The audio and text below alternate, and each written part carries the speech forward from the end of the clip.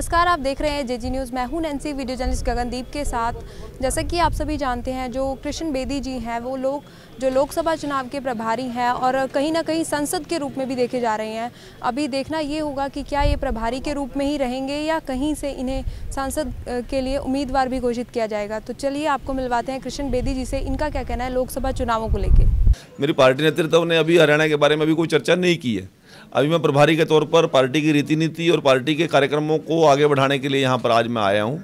तो इसलिए जनता से संवाद करेंगे, जनता को मोदी जी के पक्ष में और कमल के फूल के पक्ष में वोट डालने के लिए प्रेरित करना हमारी जिम्मेवारी बनती है। 9 मार्च को हमारी प्रदेश कार्य समिति हरियाणा की बैठक रोहतक में हुई थी और वहाँ बैठ कर तय किया गया था पार्टी के सभी मंत्री, सभी विधायक, सभी प्रमुख लोग 10 मार्च से लेकर 20 मार्च तक लगातार प्रवास करके हरियाणा प्रदेश के कम से कम 50 लाख लोगों से संपर्क करेंगे और उन लोगों को मोदी जी के 5 साल के विकास कार्य, देश के प्रति समर्पण और देश की नई ऊंचाइयों पर लेकर जाने वाले कार्य और हमारे हरियाणा सरकार की जो उपलब्धियां हैं उनको हम जनता के बीच में लेकर जाएंगे। और लगातार 12 मई तक जो हमारे हरियाणा के लोकसभा चुनाव की डेट है तो उस तक लोगों को लगातार प्रयासरत रहेंगे हम कि लोगों को मोदी जी के पक्ष में और कमल के फूल के पक्ष में लोगों को प्रेरित कर सकें। आज मैं लगातार तीसरे दिन सरसा लोकसभा के प्रवास पर हूँ। 2 दिन मैं लगातार फतेहाबाद में रहा और आज मैं सरसा में पहुँचा हूँ। आज मैं यहाँ की अनाज मंडी में यहाँ के व्यापारी भाइयों से, यहाँ के साथियों से और कई सामाजिक संस्थाओं से हमारा मिलने कार्यक्रम है, पार्टी कार्यकर्ताओं से मिलने की हमारी योजना है। तो लोगों को प्रेरित करेंगे कि मोदी जी ने देश के लिए अच्छा किया है, प्रदेश के लिए अच्छा किया है और मनोहर जी की सरकार ने युवाओं को, महिलाओं को, किसान का, व्यापारी का, हर को इस सरकार में हिस्सेदारी देके और परिवारवाद, क्षेत्रवाद और भ्रष्टाचार से छुटकारा दिलाने का हमने काम किया है। तो इस प्रकार की नीतियों को लेकर हम जनता के बीच में जाएंगे और प्रयास करेंगे। और प्रयास ही नहीं, मुझे आशा भी है इस बार सरसा की जो एक कसक है भारतीय जनता पार्टी के दिल में कि सरसा लोकसभा हम जब से चुनाव हुए हैं आज तक नहीं जीत पाए। कई बार प्रयास किया, लड़े भी हैं, परंतु उस प्रकार की सफलता नहीं मिली। इस बार हम अवश्य ही सरसा की सीट भी जीतकर कमल के फूल पर मोदी जी की झोली में डालने का काम करेंगे और लोकसभा का प्रभारी होने के नाते ये मेरी बहुत बड़ी जिम्मेवारी बनती है। इनेलो कहीं होगी तो गठबंधन करेंगे ना। आज देखिए ना, सारी नेलो तो बीजेपी में शामिल होगी, कौन सी नेलो से करें गठबंधन।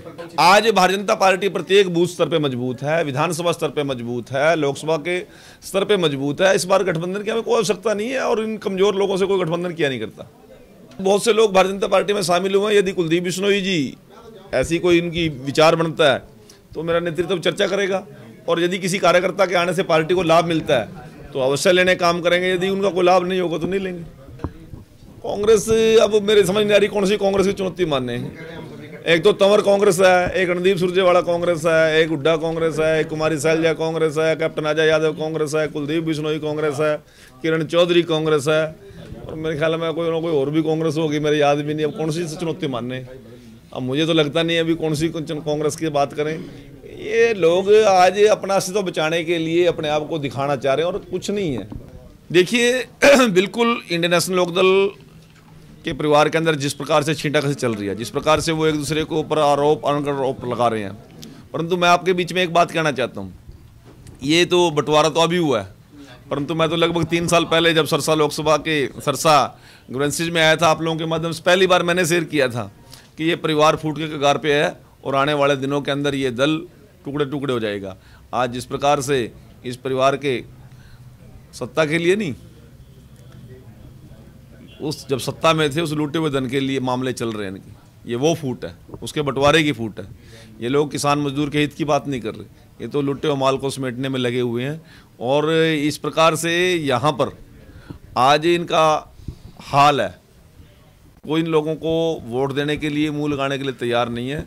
और अवश्य ही सरसा की जीत भारतीय जनता पार्टी कार्यकर्ताओं को मनोबल रहेगी और सरसा में हम भारी बहुमत से जीतेंगे, ऐसी मैं कामना करता हूँ।